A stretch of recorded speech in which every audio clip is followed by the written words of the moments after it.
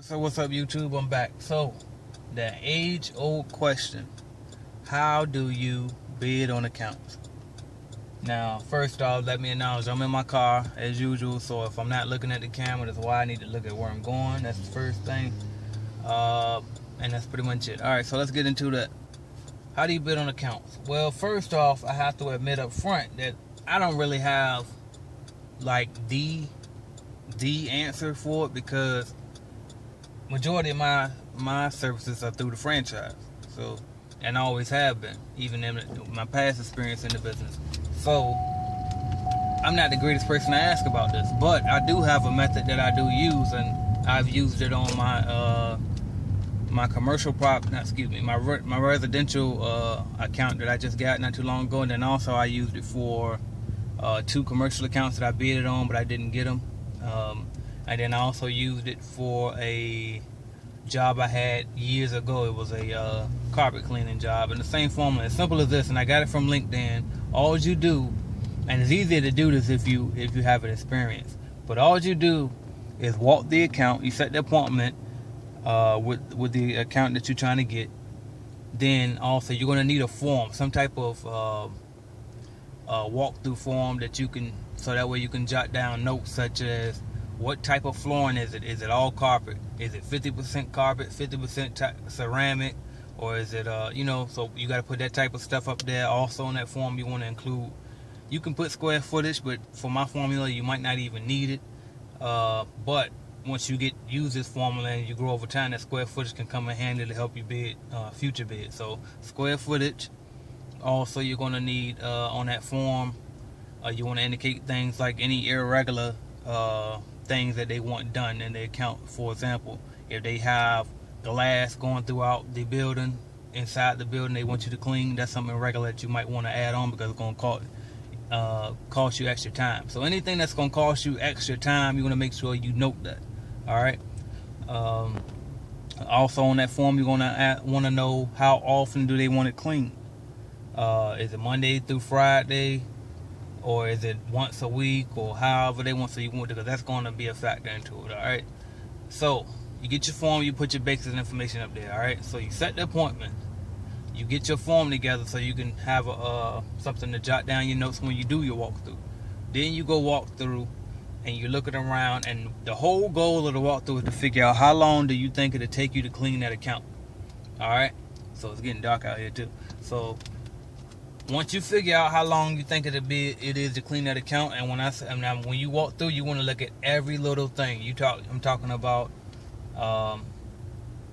You kind of want to break it down into rooms. Like, okay, it'll take me 10 minutes in that room, 5 minutes in this room, those two bathrooms over there, 15 minutes. You know what I'm saying? And then add it all up when you're done with the walkthrough.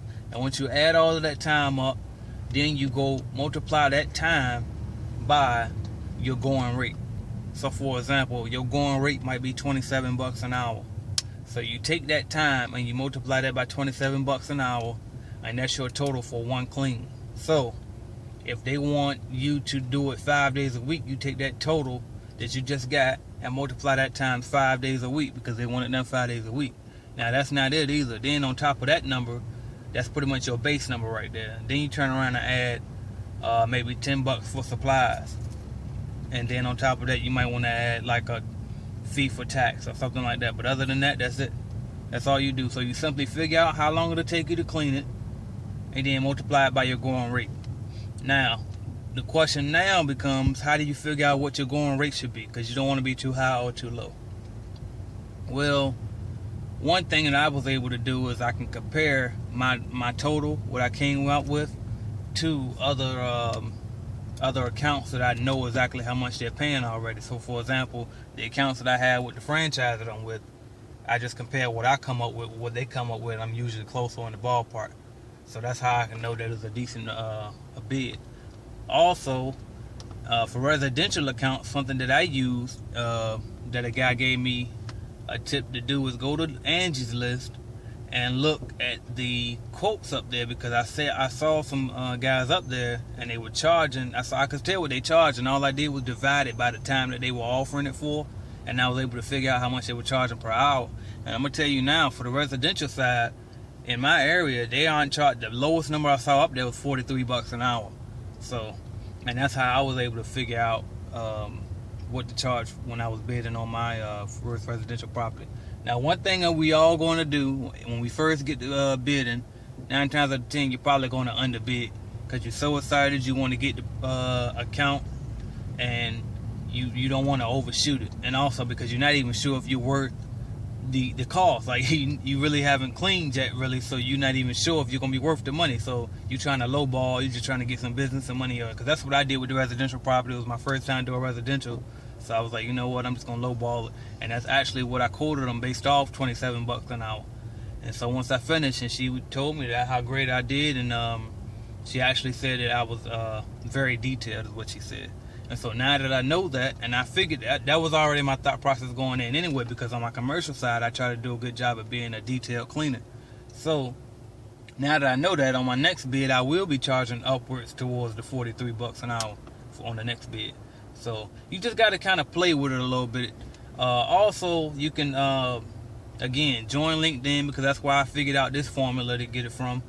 What else?